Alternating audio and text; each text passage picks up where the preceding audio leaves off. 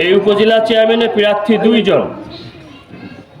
আমার যে ভাই প্রার্থী ছিল সে অলরেডি প্রার্থিতা প্রত্যাহার করে নিয়েছেন। আপনাদের উন্নয়ন করবে মন্ত্রী সাহেব, আইনে দিব আমি, সঠিক কিনা বলেন? আমরা এই ইউনিয়ন থেকে শতভাগ ভোট আনারসে দিব।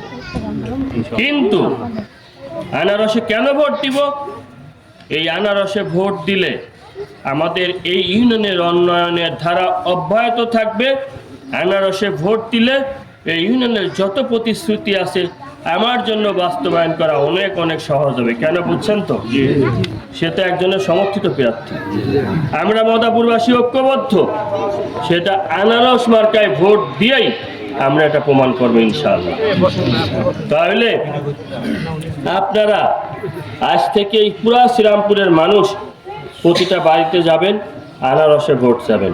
আনারসের প্রার্থী আলিউজ্জামান চৌধুরী টিটো ইনশাল্লাহ বিপুল ভোটে চেয়ারম্যান হয়ে যাবে।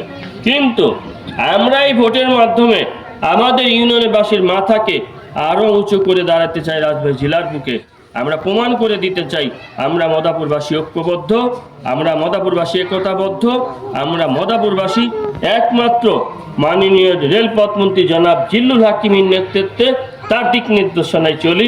সেটা প্রমাণ হবে 8 তারিখে শতভাগ ভোট দেওয়ার মাধ্যমে।